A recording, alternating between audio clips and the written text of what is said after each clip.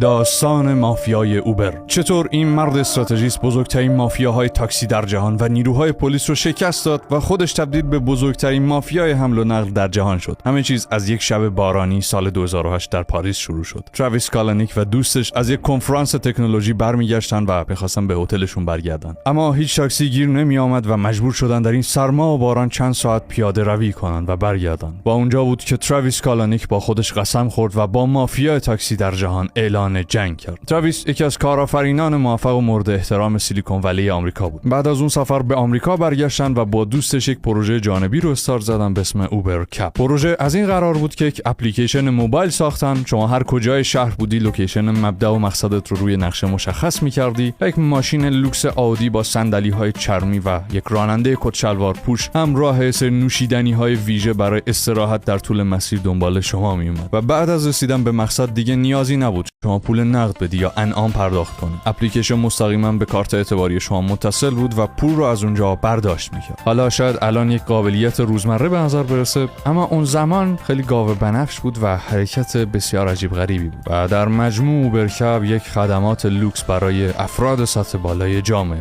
اپلیکیشن رو سال 2010 در شهر سان فرانسیسکو عرضه کردن و بسیار استقبال شد. قشر پولدار اون رو دوست داشتن، بسیار سریع بین اون اقشار بالای جامعه پذیرفته شد و تبدیل به نمادی از ثروتمند بودن در شهر سان فرانسیسکوی آمریکا شد. بسیار خوب داشتن کار می‌کردن، بسیار محبوب شده بودن و می‌خواستن کارشون رو به شهرهای دیگه هم گسترش بدن. تا اینکه 6 ماه بعد در تاریخ 20 اکتبر نیروی پلیس و سازمان حمل و نقل به دفترشون یورش میبره و اونها رو تهدید میکنه که کارتون غیر قانونیه و اگر بلافاصله جمع نکنید تک تک کارمندانتون به ازای هر یک روز کاری 90 روز زندان میرید. هر سفری که انجام بشه $5000 جریمه میشید و شما رو نابود میکنه. و کل تیم هاج و واج و وحشت زده شاهد این ماجرا بودن و انقدر ترسیده بودن که میخواستن همون روز جمع کنن و برن. کل تیم به جز تراویس کالانیک که مثل یک استاد شطرنج این روز رو میدید، چون یک عقاب منتظر شکار بود اون روزی که به مافیای تاکسی در جهان اعلان جنگ کرد. منتظر این لحظه بود که ورق بعدی رو کنه. من ویس مصطفی پورم و واقعا حاضر بودم که 5 میلیارد پول بدم و فقط برق چشمان تراویس رو در اون لحظه ببینم که هوش و آتش ازش میبارید. اما یک لحظه برگردیم و ببینیم که این اتفاق چرا افتاد. یکی از بزرگترین کارتل های جهان که به دورترین مخیلاتتون هم خطور نمیکنه کارتل تاکسی در جهانه. ما جنگ ها داشتیم سر این قضیه. جنگ خونبار تاکسی ها در آفریقا رو بسیار من مشتاقم که در آینده براتون تعریف کنم که هزاران کشته داشته. و یکی از بزرگترین مافیاهای جهان که در خیلی از کشورها سیاستمداران رو در جیب راستشون و پلیس رو در جیب چپشون دارن کارتل های تاکسی ها. و تا قبل از اوبر، قبل از تراویس، هیچ کسی در جهان جرأت در افتادن با اینها رو نداشت. خیلی داستان پیچیده‌ای داره، اما فقط یک آمار اگر بخوام به شما بدم، سال 2014 در شهر نیویورک هزینه گرفتن پروانه تاکسی تا $1,000,000 میرفت و طبیعتاً این باعث میشد که هزینه تاکسی‌ها بسیار بالا بیفته و مغروم به صرفه نباشه برای مردم عادی و حتی برای تاکسیران‌ها. تراویس از ابتدا همه اینها رو میدونست، انتظار این حملات رو هم داشت. به تیم گفت آرام باشید، هیچ کاری رو ول نمی‌کنیم و تا به انتها ادامه میدیم. اولین کاری که انجام دادن این بود که کلمه کپ به معنای تاکسی رو از اسمشون حذف کردن. اسمشون رو گذاشتن اوبر. گفتن تاکسی، ما اصلا شرکت تاکسیرانی نیستیم، ما یک شرکت تکنولوژییم. این راننده‌ها مثلا کارمند ما نیستن. اینها حالا یه سری آدمایی ان از سر کارشون که دارن برمیگردن، یه تعداد هم افراد با خودشون سوار میکنن. اینها هم تاکسی نیستن و ما این مشتری‌ها رو براشون پیدا میکنیم، اینها رو به هم وصل میکنیم و اینجوری با کلمات بازی کردن، از یه سری خلأهای قانونی که میشناختن استفاده کردن و این مقداری براشون زمان خرید. اما تراویس میدونست که باید سریع عمل کنه. اگر میتونست 1-2 سال تعداد بسیار زیادی راننده و مشتری داشته باشه، دیگه برای دولت خیلی هزینه بردار میشد. نمیتونستن به این راحتی از دستش خلاص بشن. بلافاصله اومدن با اپراتور AT&T قرارداد بستن، چند هزار آیفون سفارش دادن که به راننده ها بدن که این اپلیکیشن اوبر روش نصب شده بود. چون زمان هنوز خیلی از راننده ها گوشی هوشمند نداشتن و بسیار سریع از اون بیزنس مدل لاکچری اومدن بیرون، شروع کردن به مردم عادی خدمات دادن که چی بشه که خیلی سریعتر یه تعداد زیادی مشتری رو جذب کنن. فقط در طی مدت کوتاهی چند دور سرمایه جذب کردن و هر چی پول از سمت سرمایه گذار می اومد 2 تا کار انجام میدادن. یک، به راننده های جدید فقط بابت ثبت نامشون در اوبر و چرخیدنشون در خیابان ها پول میدادن حتی اگر مشتری نداشتن. و 2، به مسافرها بابت سفر اولشون یا بابت معرفی به دوستانشون سفر رایگان هدیه میدادن که فقط این اپلیکیشن در سطح جامعه پخش بشه. تعداد افراد زیادی فقط اون اون رو برای اولین بار بیان امتحانش کنن و برای سفرهای دوم و سوم هم تخفیف میداد که طبیعتاً اوبر از جیب خودش پرداخت میکرد. پولسوزی بسیار سریعی داشتن، اما از اون طرف هم بسیار سریع رشد کردن. در طی مدت بسیار کوتاهی که اصلا در مخیلات ما نمیگنجه، به ده‌ها شهر بزرگ دیگه آمریکا هم کارشون رو گسترش دادن و تا مقامات اون شهرها به خودشون میومدن میدیدن که اوبر چند ده هزار مشتری در اون شهر داره. حالا کشمکش‌ها و بخش جذاب داستان تازه از اینجا شروع میشه. دوباره مقامات شهرها شروع کردن به تهدید اوبر که اگر جمع نکنید از شما شکایت میکنیم، شما رو جریمه میکنیم. و هر باری که مقامات یک شهر این رو مطرح میکردن، اوبر در اون اپلیکیشن هایی که داشت نوتیفیکیشن به تمام کاربران اون شهر میداد که میخوان ما رو تعطیل کنن. این ایمیل و این شماره رو داشته باشید، به اینها این پیام آماده رو بدید که ما از اوبر حمایت میکنیم، شما حق ندارید اینها رو تعطیل کنید. و هر بار مقامات از خواب بیدار میشدن و میدیدن که 10,000 پیام و ایمیل دارن. یا مثلا لوکیشن میدادن به این راننده ها، مشتری‌ها میگفتن که برید اونجا جمع بشید، اعتراض کنید و از اوبر حمایت کنید. حالا خیلی جالبه، یک بار در شهر نیویورک این پیام رو دادن و هیچ راننده‌ای نیامد. اوبر تمام کارمندان نیویورکش رو جمع کرد، گفت کارو تعطیل کنید، برید اعتراض کنید. و مقامات هم فکر می‌کردن اینا مردم عادی ان، نمیدونست کارمندان خود اوبرن، اومدن اینجا دارن اعتراض میکنن. و مقامات اون شهرها دیدن که حریف اوبر نمیشن، اومدن به جای خود شرکت روی راننده ها تمرکز کردن. قانون گذاشتن که هر راننده‌ای رو که دستگیر کنید که برای اوبر بخواد مسافر بزنه، چند هزار دلار اون رو جریمه میکنیم و ماشینش رو هم میخوابونیم. و اینجا بود که تراویس ورق آس بعدی رو کرد. اولا که به تمام راننده‌ها پیام دادن که هر جریمه‌ای که بشید پولش رو ما میپردازیم، نگران نباشید، شما کارتون رو ادامه بدید. و دوما یک سیستم طراحی کردن به اسم گریبال یا توپ خاکستری. گریبال چیکار میکرد؟ به کمک هوش مصنوعی، لوکیشن، عادت‌های رفتاری، افرادی که پلیس، مقامات محلی یا سیاستمدار بودن رو شناسایی میکرد و بهشون خدمات نمیداد.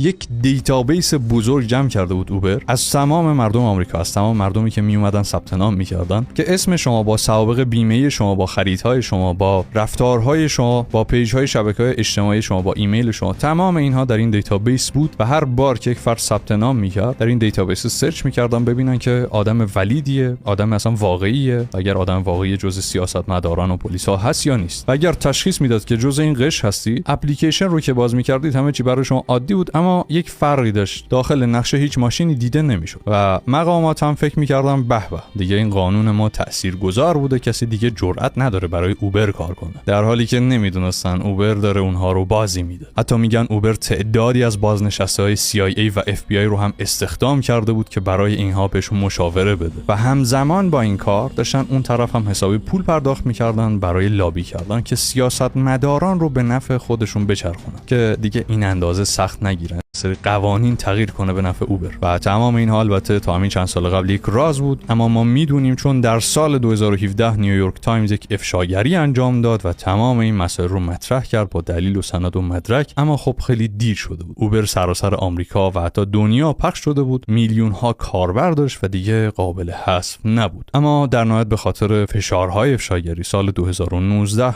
تراویس کالانیک، این نابغه استراتژی و جنگ که من بسیار دوستش دارم و ستایشش میکنم، مجبور شد که استعفا بده و این فصل از زندگیش به اتمام رسید. حالا این داستان پارت 2 هم داره، در پست بعدی با شما مطرح خواهم کرد. اما شما که تا الان تا اینجای داستان اومدی، اولا که بهت تبریک میگم. در این دنیای فست فودی، در این دنیای شلوغ و پر سر و صدا، شما دنبال اصالتی، شما دنبال رشدی. و برای همین دوست دارم که با تویی که الان داری نگاه میکنی بیشتر آشنا بشم و تو هم با من بیشتر آشنا بشی. برای همین اول خودم رو معرفی میکنم، بعد از تو یک درخواست دارم و در انتها هم که چند تا درس این داستان رو براتون مطرح خواهم کرد. کمتر پیش میاد که من و تو در این دنیای پرهیاهو خلوتی پیدا کنیم و بتونیم با هم حرف بزنیم. اینجا اون خلوت ماست، اینجا جایی که بیگانه ها نمیاد. تو آمدی. من خودم رو معرفی میکنم و بعد درخواستم رو به تو میگم. من ویس مصطفی پورم. 5 سال تمام زندگیم رو وقف کردم که ذات کسب و کارها، ذات فروش رو بشناسم. زندگیم رو وقف کردم و ثانیه جز این فکر نکردم، نمیکنم و نخواهم کرد که کسب و کارها چطور رشد میکنن. و این کنجکاویم رو برای راز شرکت‌های بزرگ در جهان، این کنجکاویم رو برای راز ثروت‌سازی با تو هم به اشتراک میذارم. با تو که علاقه‌مندی، با تو که میل به رشد داری. میخوام بدونی و درک کنی که من نیازی به تو ندارم، اما این برق چشمانت، این آتش فروزانی که در سینت میبینم، این میل به تغییر، این گوهر درونی که در تو نمایان هست، به من ویس مصطفی پور انگیزه میده که بیشتر کار کنم. من نیازی به تو ندارم و نیازی هم ندارم برای برند بودن، شدن، ماندن انقدر عمیق کاوش کنم و زمان بذارم اینها رو با تو به اشتراک بذارم. نمیذارم. اما این کارو انجام میدم برای تو که رشد کنی. تا زمانی که این برق چشمانت، این کاریزمای درونت رو میبینم، برای من مهم نیست که چه اندازه نادانی، چه اندازه احمقانه من رو قضاوت میکنی، چه اندازه از زندگیت بریدی و فکر میکنی که در زندگی راه چاره دیگه ای نداری. من ویس مصطفی پور دست از ایمان به تو بر نمیدارم و امیدوارم که تو هم یک روزی خودت رو پیدا کنی و اونجوری که هست لیاقت خودت رو بدونی. من ویس مصطفی پور از تو میخوام، این درخواست منه که میخواستم مطرح کنم، اینکه از خودت، از آتشت، از آرزوهات، از رؤیاهایی که داری، هر چقدر که فکر میکنی احمقانه، هر چقدر که فکر میکنی دور از دسترسم، برای من بنویسی، برای من در دایرکت پیام بدی. شاید و البته قطعاً بین هزاران دایرکت این پیامت گم خواهد شد و قرار نیست جوابی از من ویس مصطفی پور بابتش بگیری، اما من اینها رو میبینم و اجازه بده و بذار که این آغاز سفر ما دوتا با هم باشه. بذار یک روزی به من ویس مصطفی پور دوباره پیام بدی و بگی آی ویس مصطفی پور، من تونستم تمام این آرزوها، تمام این اهداف بزرگی که داشتم رو برآورده کردم و امروز به خودم افتخار میکنم. مهم نیست اگر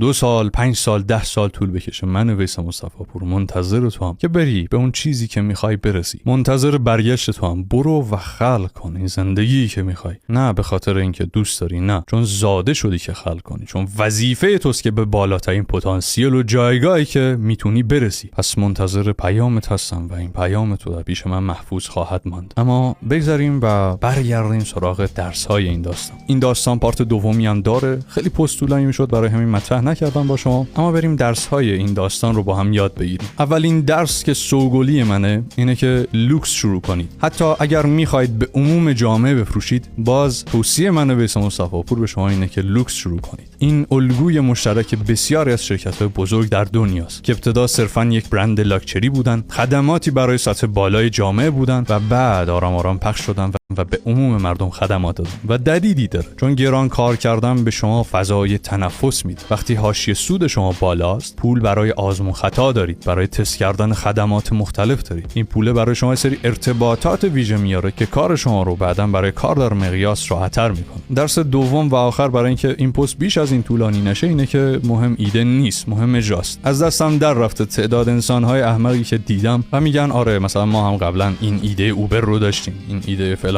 اپلیکیشن رو داشتیم. حالا نمونه‌های ایرانیش البته میگن، من نمیخوام اسم ببرم، اما من به شما میگم که این حرف از حماقت و دوری این افراد از واقعیت میاد. این افراد هنوز درک نکردن که مهم نیست ایده شبیه به اوبر داشتن، 10,000 نفر دیگه هم همزمان با اینها این ایده رو داشتن، اما مسئله اینه که نمیتونستی شما اجرا کنی. این ایده نیاز به فرد قلدر، باهوش، استراتژیست، با اعتبار و ثروتمندی چون ترویس داشت که حتی آخر اون هم مجبور شد از شرکت خودش استعفا بده. نیاز به یه همچو فردی داشت که بتونه یه تنه با کل دنیا در بیفته، اون هم نه در اینجا، چند هزار کیلومتر اونورتر در آمریکا، در سرزمین رویاها. پس اگر واقعا شما یه سری ایده های خوبی داشتید، به جای افسوس خوردن برید کارتون رو بکنید. برید ایده ای رو بیابید که ساده است، قابل اجراست، درآمد خوبی داره و چون این دستان پشت پرده‌ای بر ضد شما کار نمیکنه. برید اونجایی که میتونید تاثیرگذار باشید، تاثیرگذار باشید. آرام آرام شخصیت، ثروت، دارایی، ارتباطات و دانشتون رو بسازید که حتی اگر میخواید چون این پروژه بلند پروازانه‌ای رو انجام بدید، در این جعبه ابزارتون توانایی‌هاش رو داشته باشید. من ویس مصطفی پورم و تا آموزش کسب و کار دیگر. بدرود.